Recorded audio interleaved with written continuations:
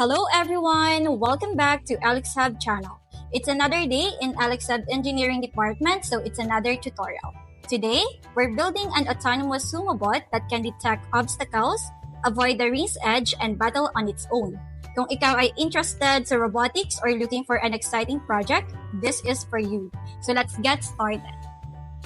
So ano nga ba ang basic autonomous SUMOBOT?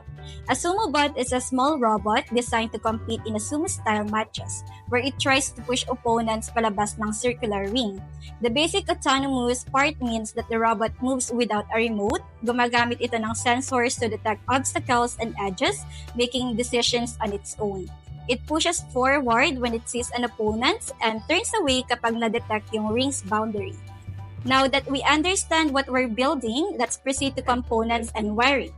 Para sa components and wiring, we made a different tutorial for that para hindi masyadong mahaba ang video na ito. So I will just put the link in the description.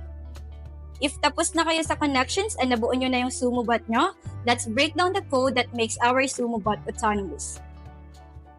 And here is our code. First, we define the pins that connect our sensors and motors to the Arduino. Next, in the setup function, we define kung aling pins ang inputs and outputs. Now, let's look at the loop function, which runs continuously and controls the robot's actions. In the loop function, we call getDistance to check kung gaano kalayo yung object. Next, we read the IR sensors to check kung malapit yung robot sa ring's edge.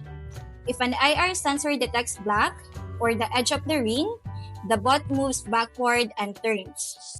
If the ultrasonic sensor detects an opponent, the bot moves forward to push.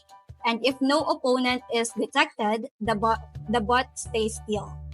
Then we have the function that controls the robot's movement.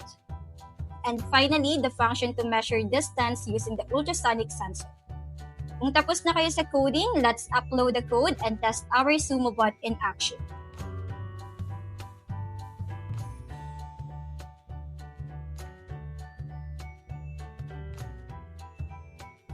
As you can see, it detects obstacles, moves forward to push them, and avoids falling off the edge, just like a real sumo battle. So why build a SUMOBOT? It is great for robotics competitions. SUMOBOT battles are a fun way para ma-apply natin ang ating engineering skills, and it teaches robotics, programming, and sensors. Ideal siya para sa beginners and students. And it can be expanded with AI and better sensors. Pwede kayong mag-add ng machine learning or vision tracking in the future. SUMOBOTs are more than just a fun project. They're a gateway to advanced robotics. And that's how you build a basic autonomous SUMOBOT.